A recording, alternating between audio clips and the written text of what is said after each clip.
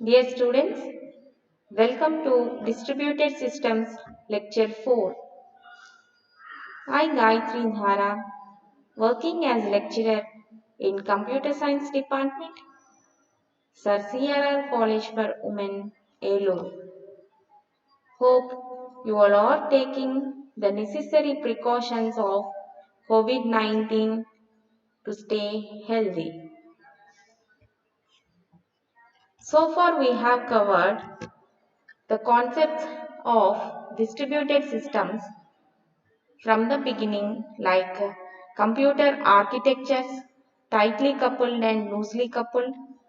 We will just revise these topics for a few minutes and we will continue today's lecture. Computer architectures are basically of two types, tightly coupled and loosely coupled. Distributed systems and its history, about all the batching process, the offline mechanism, automatic execution of jobs, multi-threading, time-sharing systems, all the concepts are covered under history, evolution of distributed systems. And we have also covered advantages and disadvantages. Characteristics of distributed systems. And the next topic we have discussed is system models. All the 5 system models: mini computer model, workstation model, workstation server model, processor pool model, and the combination of previous two, that is hybrid model. We have also discussed why distributed systems gaining popularity. We have discussed certain reasons behind this. And last, what is a distributed operating system and network operating system? What are the different features differentiating them? We have discussed in the previous classes. So, I hope you all clear with these concepts. If you have any doubts, please write to me at gayatricrr2021@gmail.com. I will give you the clarity of the concept regarding your doubt. So, in this lecture, you will be able to know what are the different issues in designing a distributed operating system. So, in general, a distributed operating system designing is more difficult than designing a centralized operating system for many reasons. Okay? In a distributed system, one of the difficulty is the resources are physically separated. There is no common clock among the multiple processors. Delivery of messages may be delayed or it may lost sometimes in the transact, and messages could even be lost during the node to node delivery. So, a distributed operating system must be designed with the assumption that complete information about the system environment will never be available. The total information of the system environment is not available. We have to think like that and we need to design in such a way. So despite these complexities and difficulties of a distributed operating system, it should be designed to provide the advantages of distributed systems to its users. when you designed a distributed operating system, it should be in such a way that it will give the users all the advantages of distributed systems. Means the users should be able to view a distributed system as a virtual centralized system which is flexible, they can work easily, where they can do it in a efficient and reliable manner. Moreover, it should be secure and easy to use. So, to meet all these challenges, the designers of distributed operating system must deal with several design issues. We will see in the step-by-step points. Transparency. We know that one of the main goals of distributed operating systems is to make the existence of multiple computers invisible. We have discussed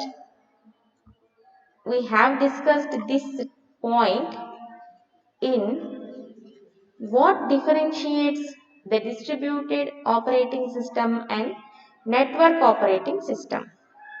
Means, again I am repeating this point. What it means a distributed operating system must be designed in such a way that a collection of distinct machines, a variety of machines connected by a communication subsystem appears to the users as a virtual uniprocessor.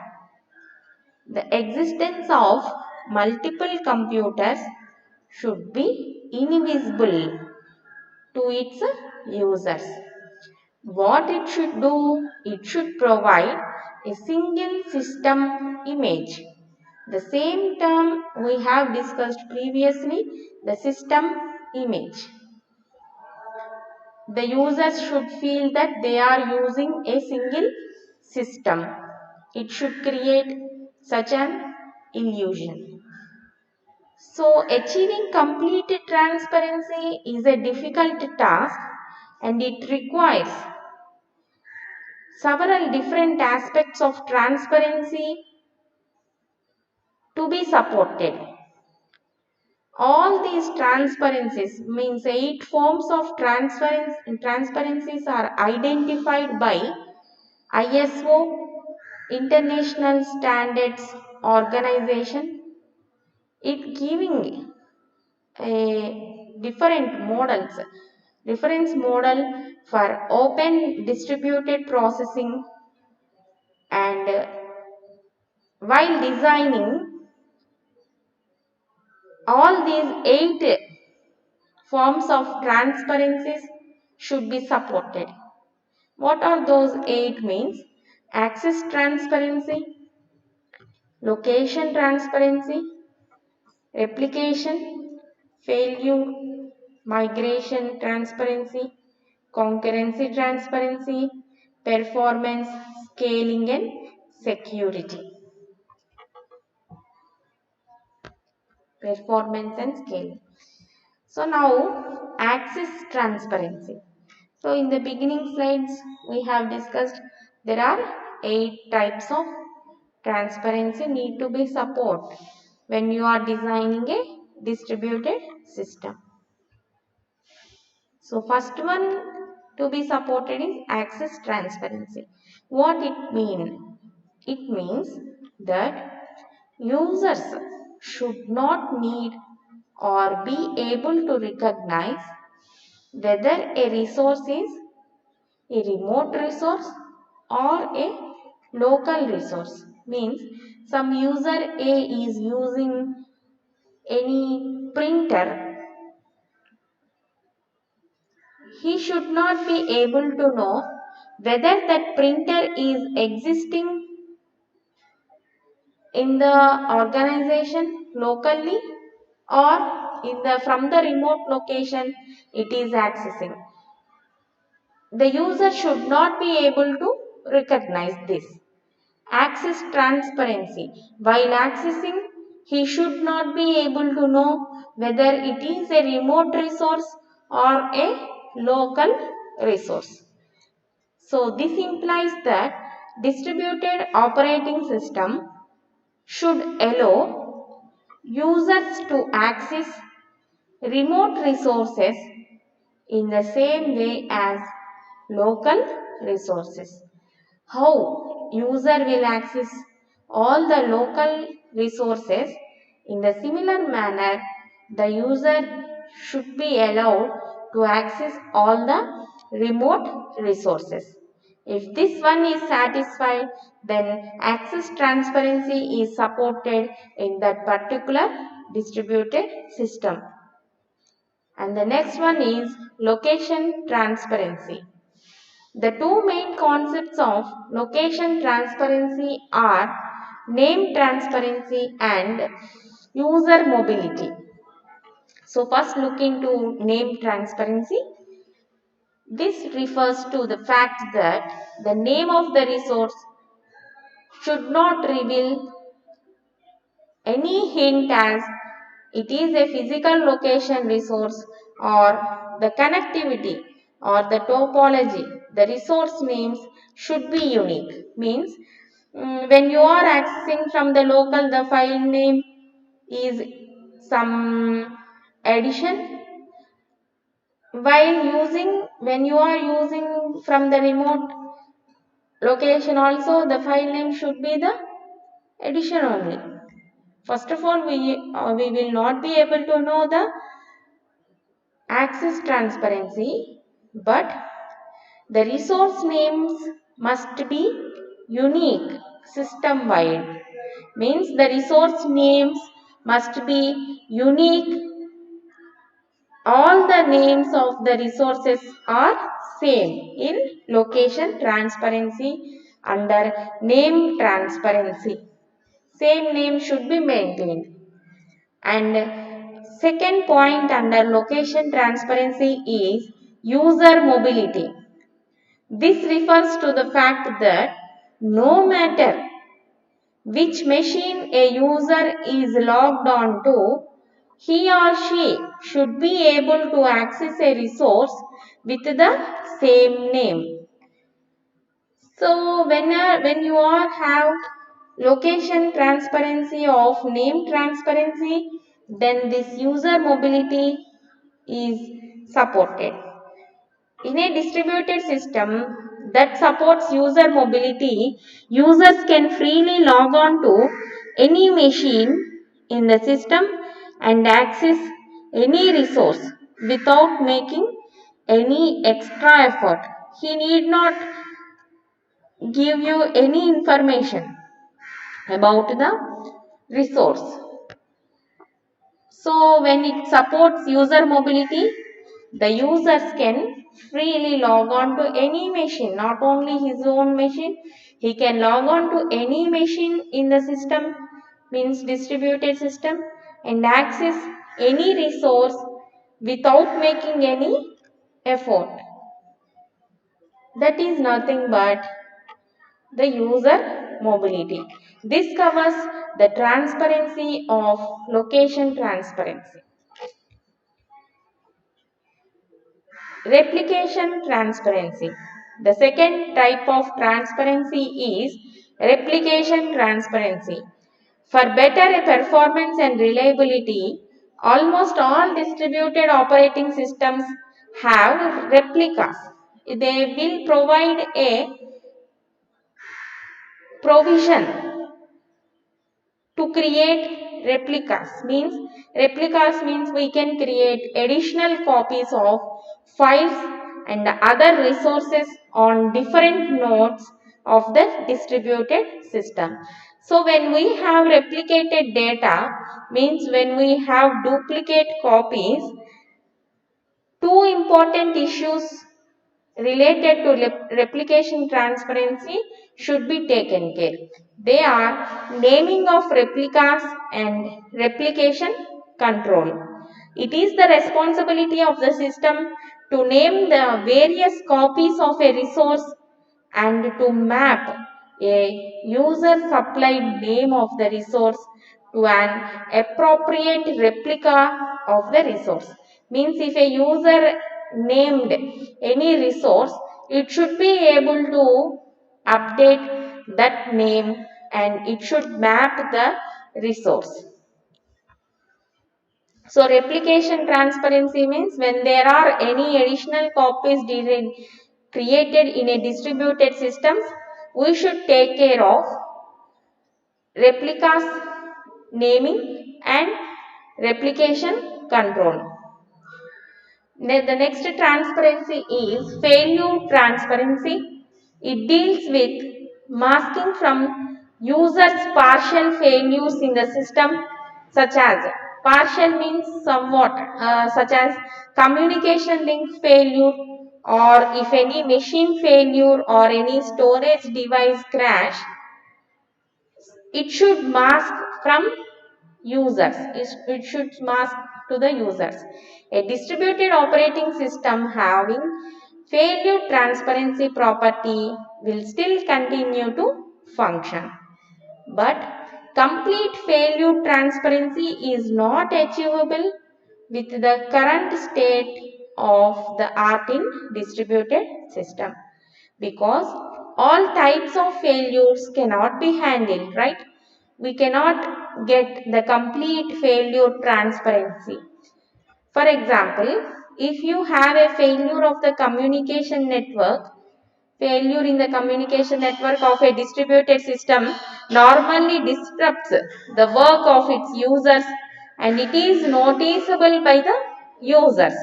So, the complete failure transparency cannot be achieved in a distributed system. And the next type of transparency is migration transparency, and the aim is to ensure that the movement of the object is handled automatically by the system in a user transparent manner. Migration means moving from one place to another place. So here also the movement of the object is handled automatically by the system and there is no involvement of the user.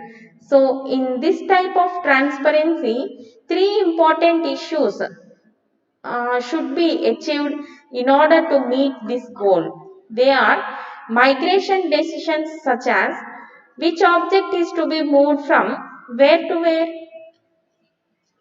It should be done automatically by the system. Means whenever I want to move some file from one system to another system, how I will move via copy command or some media I will move, or in a network I will move.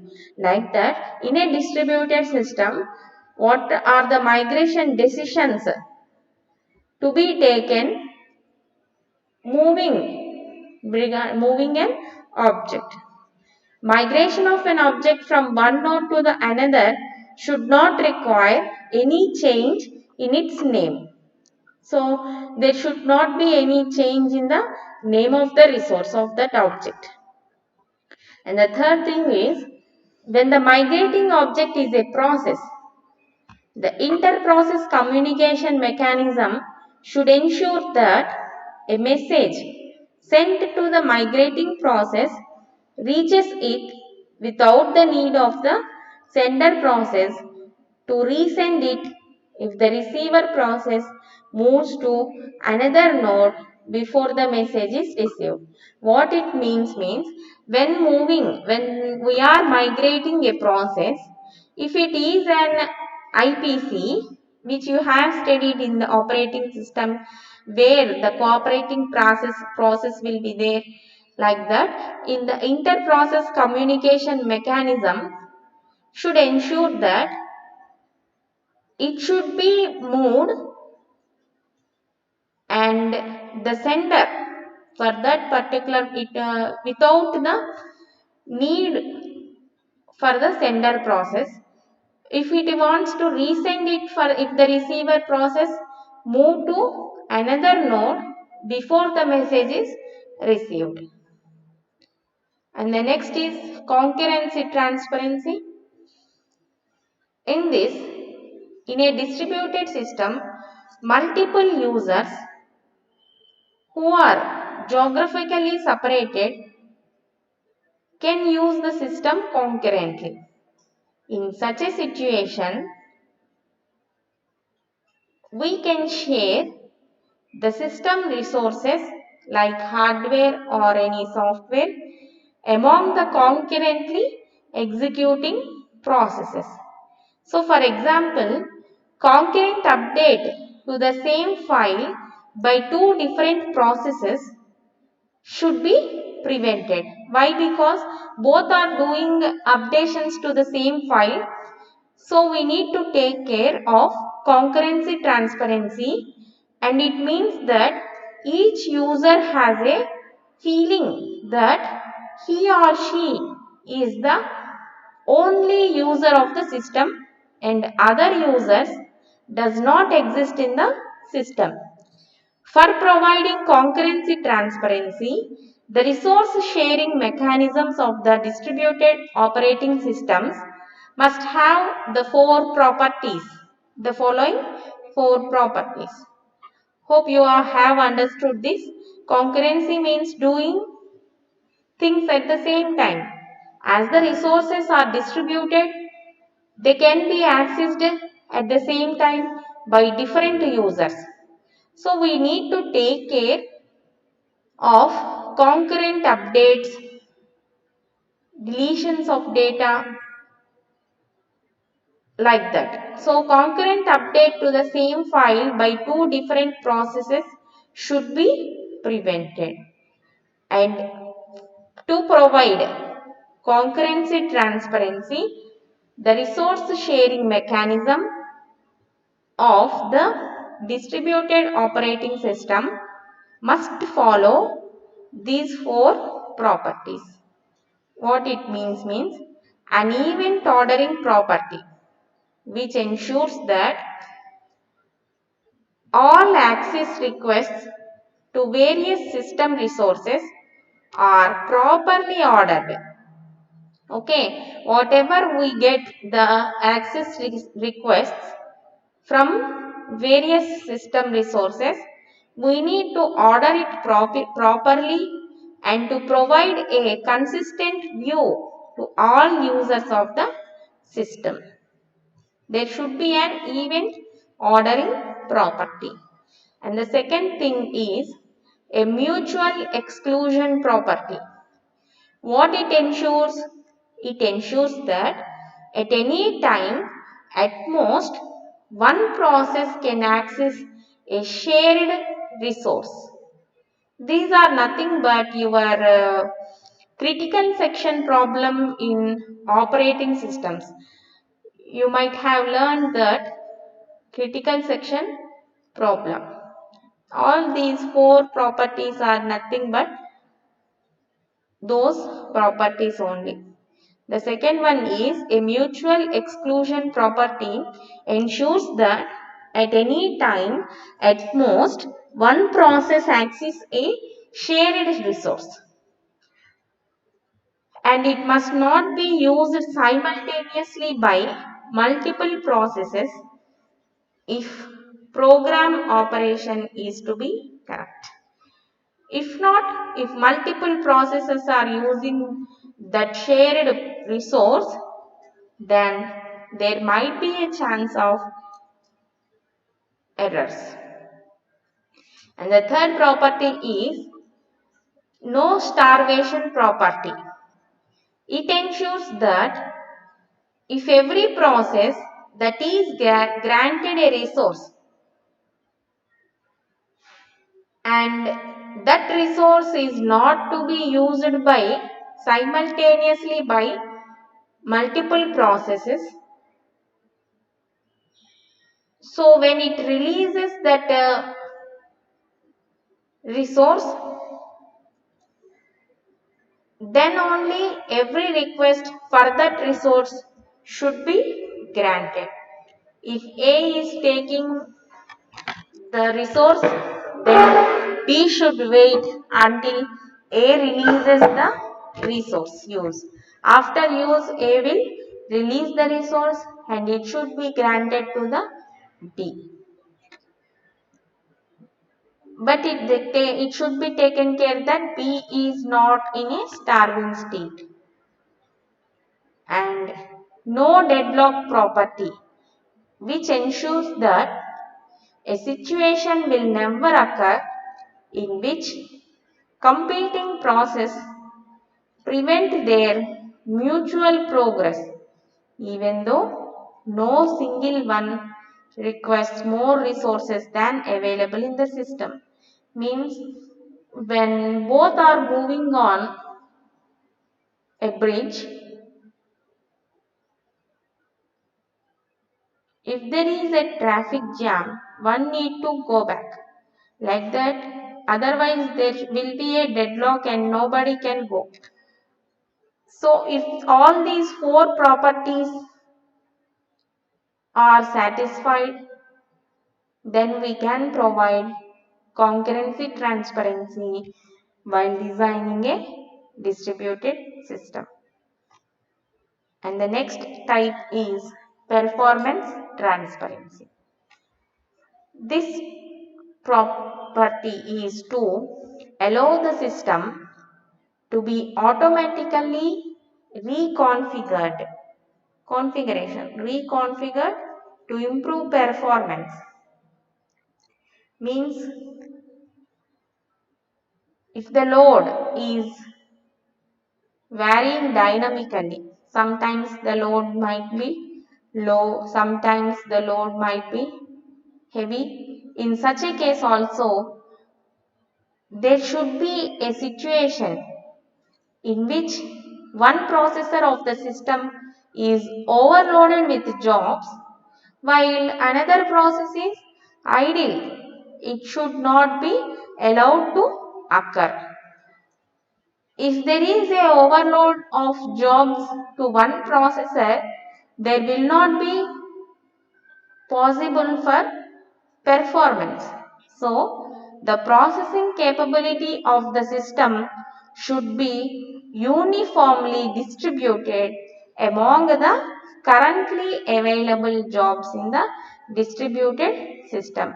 All the processing capability, nothing but all the processors should have the same load to execute the currently available jobs. At some point of time, if there are 4 jobs and there are 4 processors, we need to give the load in a even manner. Means each processor will get the one job. Like that, we need to take care in order to achieve the performance transparency. And the next type is scaling transparency. The aim of this scaling transparency is to allow the system to expand in scale without disrupting the activities of the users. Means we can require the open system architecture and the use of scalable algorithms for designing the distributed operating system components. So those are the 8 transparencies we need to achieve. And the second issue we need to take care is reliability. A fault in a mechanical or algorithmic means any logical errors may defect that it may generate an error, right? So a fault in a system causes a system failure. What reliable means?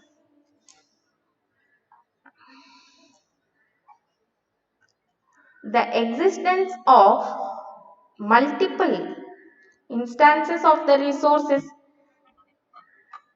alone cannot cannot increase the system's reliability, right?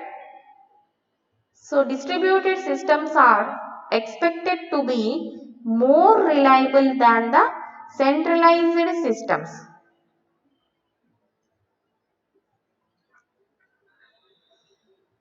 So we need to take care of any faults in a system.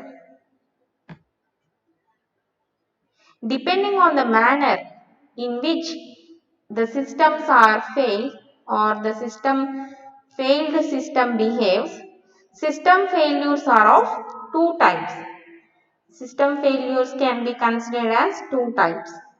Fail stop or fail stop. In case of fail stop failure, the system stops functioning after changing to the state in which its failure can be detected. On the other hand, the next type of failure is Byzantine failure, which means the system continues to function but provides wrong results. It produces wrong results. In one method, we cannot get the functionality, and in the other method and the other failure model, we are getting the wrong results. So undetected software bugs will come under this second type of failures. Byzantine failures are more difficult to deal with than fail stop failures. So for high reliability is very important. So for high reliability, the fault handling mechanisms of a distributed operating system should be designed properly to avoid faults or to tolerate from faults and to detect and recover from faults. So some of the common methods used for dealing with these types of faults is fault avoidance and tolerance. Fault avoidance deals with designing the components of the system in such a way that the occurrence of faults is minimized. We should take care that faults in a system are minimized. And the next is fault tolerance. It is the ability of a system to continue functioning even in the partial system failure case. If the system is failure, some component is in failure state, in such a case also it should overcome that fault and it should run in a good manner. And the next is fault tolerance ability can be achieved with the help of redundancy techniques. And the next approach is distributed control. Under fault tolerance, we are dealing with redundancy techniques. See here, the second issue in designing is reliability. To achieve high reliability, we need to overcome faults. Faults are of two types, and we should take care by the methods like fault avoidance and tolerance. Fault avoidance means minimizing the faults occurrence in a system. Fault tolerance means the ability of a system to continue functioning even in the partial failure of a system. So, some of the concepts which are used to improve the fault tolerance are redundancy techniques and distributed control. So how much replication is enough in order to maintain this redundance technique? Replication means duplicate copies, creating multiple copies. So for this question, we have a k fault tolerant with k components should be there, or else if the system is to be designed to tolerate k fail stop failures, which we have discussed before, then we should have k plus 1 replicas are needed. It should tolerate k, means we should have k plus 1 replicas. Then only we can retrieve from that remaining replica. If k replicas are lost due to failures, the remaining one replica can be used for continued functioning of the system. If we want 4, if we have 5, then it is in the safe state. If 4 are lost, we will have another 1 to survive, like that. So on the other hand, if the system is designed to tolerate k Byzantine failures, we should have a minimum of 2k plus 1 replicas. So here in the second case we need 2k plus 1 replicas. In the fail stop failures we need only k plus 1 replicas. Then we can tolerate. Then the functionality will go on even in the fault case. And the second thing is distributed control. For better reliability, many algorithms are being used and they must be employed, and the mechanism to avoid single points of failure. The fault detection and recovery method of improving reliability deals with hardware and software mechanisms. So some of the common techniques for implementing this method in a distributed operating system is atomic transactions. Means an atomic transaction is a computation which consists of a collection of operations that take place indivisibly in the presence of failures and current computations. And the second thing is stateless servers. The client server model is frequently used in distributed systems to service user requests. So in this model, a server may be implemented by using any one of the following two service paradigms. So those are stateful or stateless protocol. In detail about this topic, we will discuss in the next lecture.